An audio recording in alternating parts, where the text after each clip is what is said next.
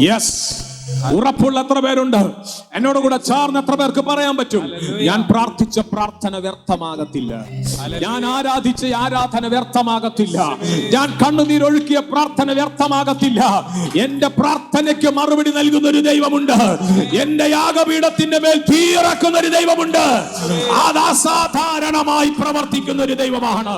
അത് അബ്രഹാമിന്റെയും ഇസഹാക്കിന്റെയും ഇസ്രായേലിന്റെയും ദൈവമാണ്.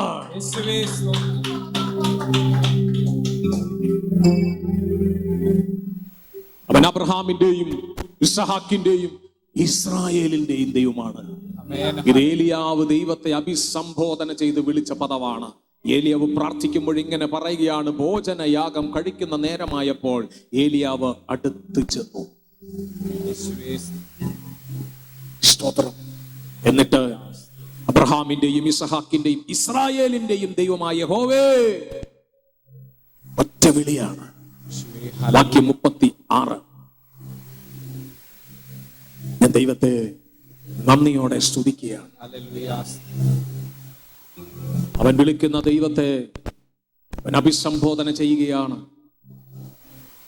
അബ്രഹാമിന്റെയും ഇസ്ഹാക്കിന്റെയും ഇസ്രായേലിന്റെയും ദൈവമായ യഹോവേ.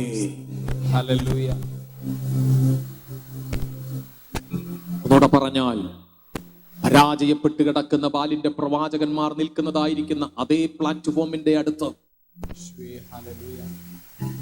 ഒത്തിരി ജീവിതങ്ങൾ പ്രാർത്ഥിച്ചിട്ടും മറുപടിയില്ലാതെ പരാജയത്തിന്റെ നടുവിൽ ജീവിതം തകർക്കപ്പെട്ട് ഒരു ദൈവശബ്ദം കേൾക്കുവാൻ കഴിയാതെ വളരെ വിഷമത്തോടെ ആയിരിക്കുന്ന നിങ്ങളുടെ സമീപവാസികളുടെ നടുവിൽ, ദേശവാസികളുടെ നടുവിൽ പ്രാർത്ഥിക്കുന്ന നിങ്ങളെ അഭിഷേകം ചെയ്ത് ദൈവമാക്കി വെച്ചിരിക്കുന്നത് ഈ ദൈവത്തോട് പ്രാർത്ഥിച്ച് ഹല്ലേലൂയ, ഈ ദൈവത്തെ മറ്റുള്ളവരുടെ മുൻപിൽ വെളിപ്പെടുത്തി കൊടുക്കാൻ പരിശുദ്ധാത്മാവ് നിങ്ങളെ കുറിച്ച് ആഗ്രഹിക്കുകയാണ്.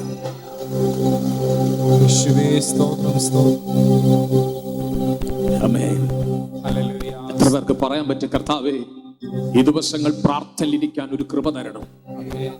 പ്രാർത്ഥനയിൽ ഇരുന്ന് ദൈവത്തോട് ഏറ്റവും കൂടുതൽ ആശയവിനിമയം നടത്താൻ, എന്റെ സങ്കടങ്ങൾ പങ്കുവെക്കാൻ, എന്റെ വിഷയങ്ങളെ ഒന്ന് സമർപ്പിക്കാൻ, എന്റെ തലമുറകൾക്ക് വേണ്ടി പ്രാർത്ഥിക്കാൻ, ദേശത്തിന് വേണ്ടി പ്രാർത്ഥിക്കാൻ, ലോകരാജ്യങ്ങൾക്ക് വേണ്ടി പ്രാർത്ഥിക്കാൻ, പ്രാണനാഥന്റെ വരവ് വാതിൽക്കൽ അതിനു മുൻപ് ഒരു വലിയ കൊയ്ത്ത് നടക്കാൻ വേലക്കാരെ അയക്കേണ്ടതിന് പ്രാർത്ഥിക്കാൻ,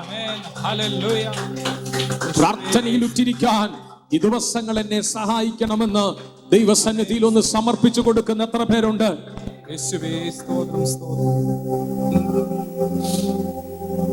ആമേൻ. ഏലിയാവിന്റെ പ്രാർത്ഥനയിൽ താൻ അഭിസംബോധന ചെയ്ത് വിളിച്ചു, അബ്രഹാമിന്റെയും ഇസ്ഹാക്കിന്റെയും ഇസ്രായേലിന്റെയും ദൈവമായ യഹോവേ. അവനറിയാം ആരെയാണ് അവൻ വിളിക്കുന്നതെന്ന്. ഏതെങ്കിലും ഒരു ദൈവത്തെ അല്ല അവൻ വിളിച്ചത്. അവനറിയാം അബ്രഹാമിന്റെ ദൈവം അത്ഭുതങ്ങളുടെ ദൈവമാണ്, ഇസ്ഹാക്കിന്റെ ദൈവം അത്ഭുതങ്ങളുടെ ദൈവമാണ്, ഇസ്രായേലിന്റെ ദൈവം അത്ഭുതങ്ങളുടെ ദൈവമാണ്. അബ്രഹാമിന് തലമുറകളില്ലാതെ ഭാരപ്പെട്ടപ്പോൾ അബ്രഹാമിന്റെ മുൻപിൽ സർവശക്തനായ ദൈവമായി പ്രത്യക്ഷപ്പെട്ടവനാണ്. ഇസ്ഹാക്കിനും തലമുറകളില്ലാതെ ഭാരപ്പെട്ടു. ഇസ്ഹാക്കിന്റെ കുടുംബത്തിലും തലമുറ നൽകി വാഗ്ദാനങ്ങളെ കൈമാറി.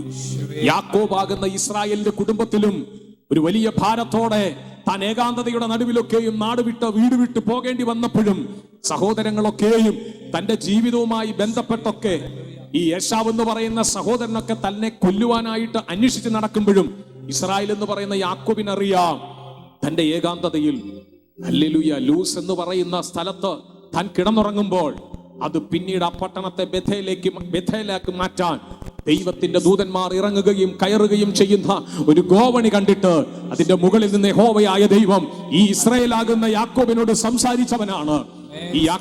ഈ ഇസ്രായേലാകുന്ന യാക്കോബിന്റെ ദൈവം ഹല്ലേലൂയ, നീ എന്നെ അനുഗ്രഹിച്ചിട്ടല്ലാതെ ഞാൻ നിന്നെ വിടുകയില്ലെന്ന് യാക്കോബ് പറഞ്ഞപ്പോൾ ദൈവത്തിന്റെ അനുഗ്രഹം വീണ്ടും ഈ യാക്കോബിലേക്ക്, ഇസ്രായേലിലേക്ക് പകർന്നൊരു ദൈവമാണ്. ഏലിയാവിന് നല്ല ബോധ്യമുണ്ട്, അബ്രഹാമിന്റെയും യാക്കോബിന്റെയും ഇസ്ഹാക്കിന്റെയും ഒക്കെ ദൈവത്തെ ഏലിയാവിന് നല്ല ബോധ്യമുണ്ട്. ഈ ദൈവം പ്രവർത്തിക്കുന്ന ദൈവമാണ്.